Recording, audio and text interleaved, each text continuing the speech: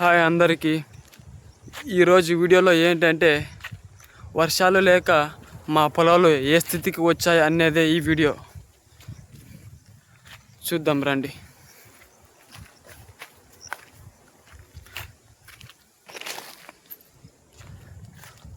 మొత్తానికి ఎలా ఉన్నారు అందరూ బాగా ఉండాలని అనుకుంటున్నా. చూడండి, వర్షాలు లేక గడ్డి ఎలా ఎండిపోయిందో చూడండి. చూశారు కదా, చూడండి, వర్షాలు లేక గడ్డి కూడా ఎండిపోయింది. మా పొలం విషయానికి వస్తే చూద్దాం రండి. సరే అయితే రండి, మా మిరప తోట చూపిస్తా.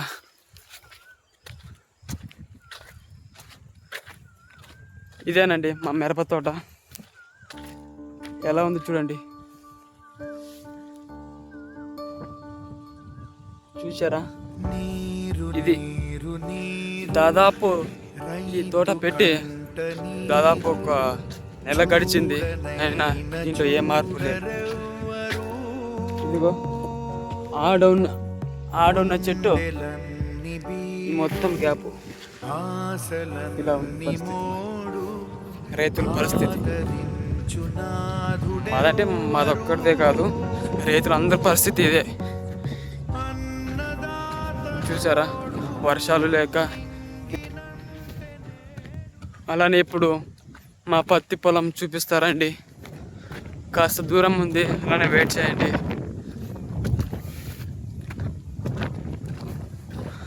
రైతుల పరిస్థితి ఎవరు అర్థం చేసుకోరు బ్రదర్స్.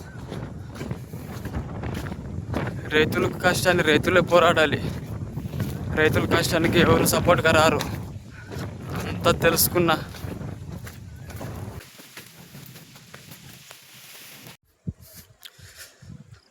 దాదాపు పొలం దగ్గరికి వచ్చేసాం. పొలం వచ్చేసింది. ఈ చెట్టు ఇంకా ఒక 3 రోజులు వర్షాలు లేకపోతే ఈ చెట్టు మిగలదు. ఇది రైతుల కష్టం. చూశారు కదా.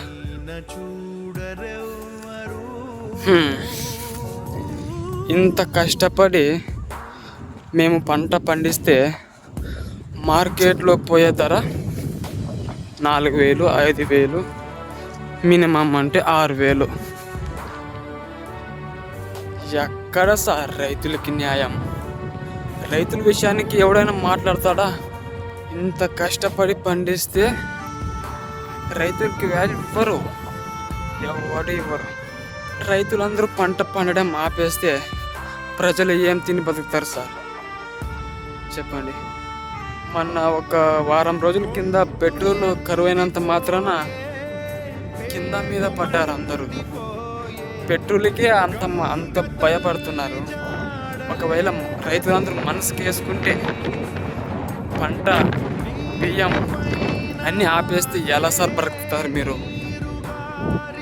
ఇంకొక విషయం, మనం ఎంత కష్టపడి పంట పండించిన దానికి సరైన ధర రావట్లేదని ఏమాత్రం రైతులు వెనకడుగు వేసి పంట పండించడం ఆపేస్తే ప్రజలు బ్రతికేది చాలా కష్టమవుతుంది సార్. అర్థం చేసుకోండి. ఈ సంవత్సరమైనా ధరలు పెరిగేలా చూడండి. రైతులకి న్యాయం చేయండి. జై జవాన్, జై కిసాన్. సరే, బాయ్. చూడరే